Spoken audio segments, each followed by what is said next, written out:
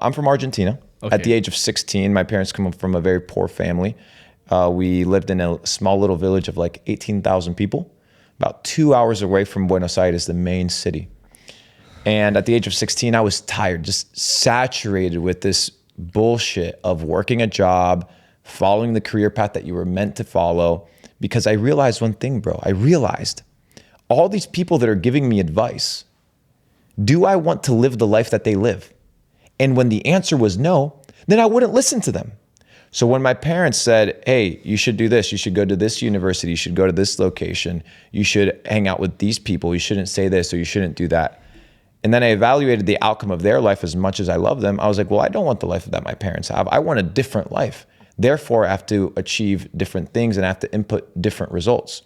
And I have to do different kind of measurements of business if I want to elevate. I can't be doing what my parents do. If my parents are doing 50K, 100K a month, I can't be capped by that mindset. I can't be capped by that information. So at the age of 16, you moved to US. My uncle, in fact, is a pilot. And since we couldn't afford, the ability to sit in a regular seat because I couldn't buy a ticket, my uncle let me sit in the flight attendant seat. So there I was at the age of 16 with $200 that my parents gave me in a suitcase on my way to America. Alone. So I went from, working, cleaning toilets, power washing streets, knocking doors, sleeping in my car, homeless, working at restaurants, washing dishes. What was your first job in the US? My first job in the US was pressure washing basketball courts. Wow. That was my first job in America, bro. And then cleaning toilets was my second job. Cleaning toilets? Yeah. You've cleaned toilets? Clean toilets. And it was called code brown or code black when a toilet got clogged. So I started from the trenches, and it was about 2015. I got introduced, long story short, to Bitcoin. Got introduced to crypto. But you started in dropshipping before that? No. In fact, my first exposure to anything that came with money-making opportunities was, in fact, the markets.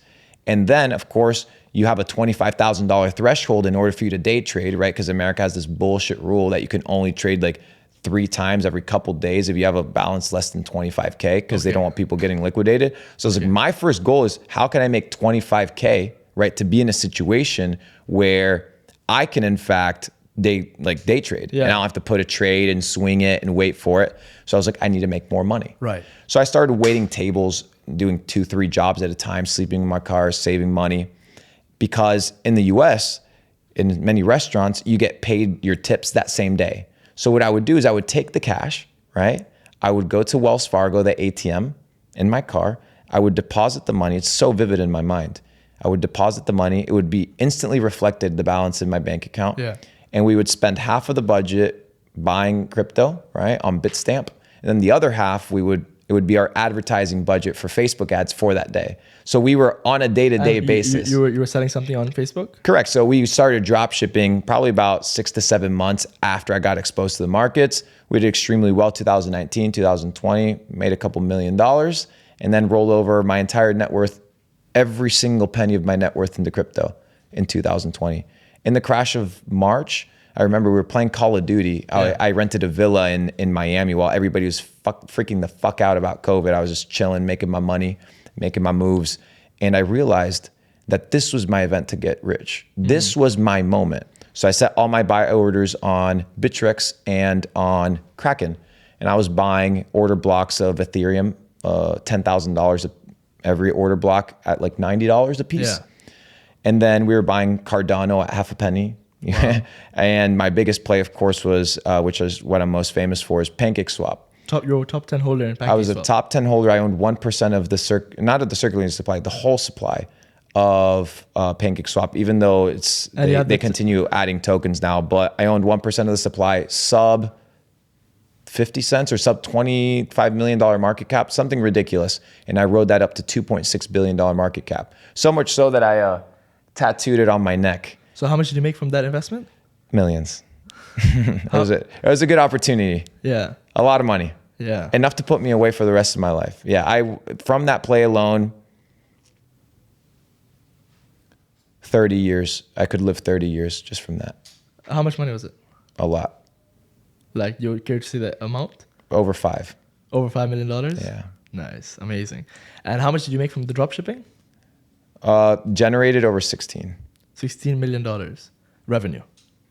Damn, that's crazy. Yeah, easy light work, bro.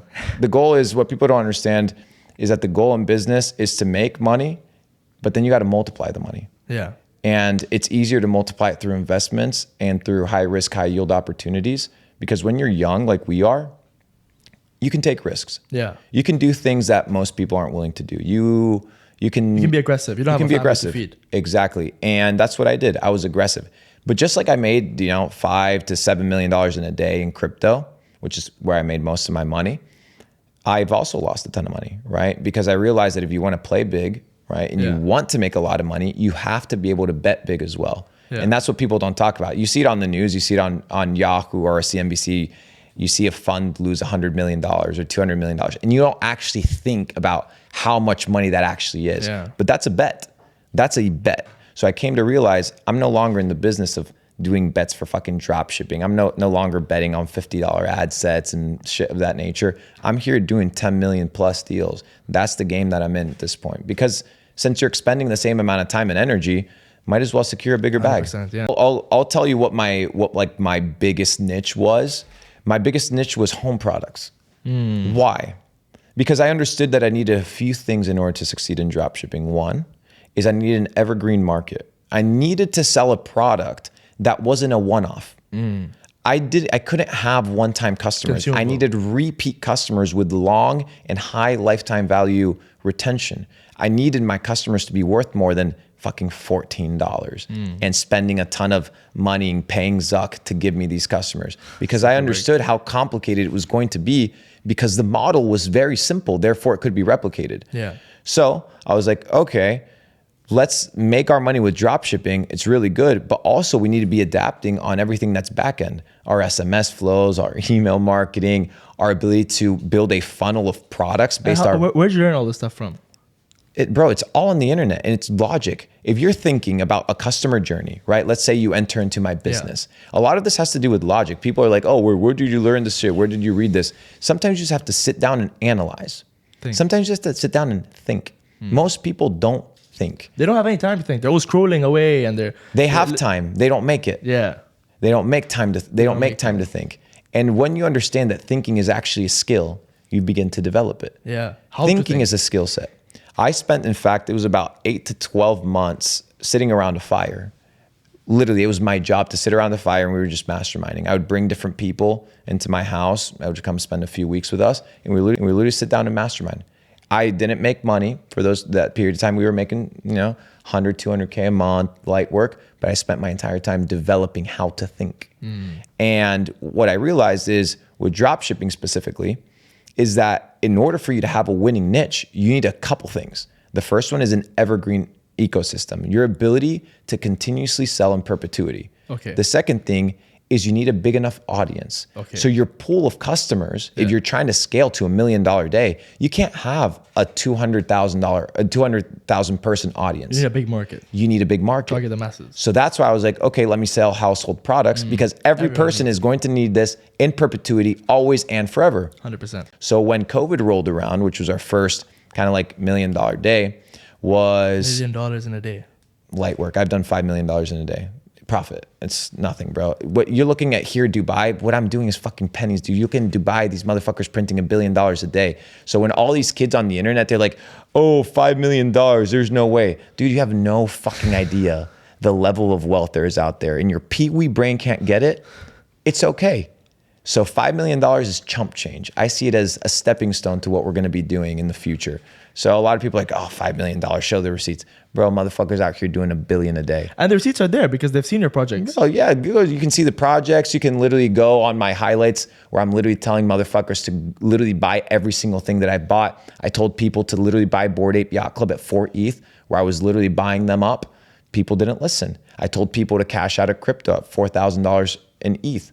I sold all my ETH at $3,950. Every single penny of it. I have order blocks on my Binance that show $1 million to $2 million sales at that price. Most people were greedy at the time. They wanted to hold for more. Most people are gambling. Most people don't understand that the goal is to accumulate wins. It's compounding wins that matter.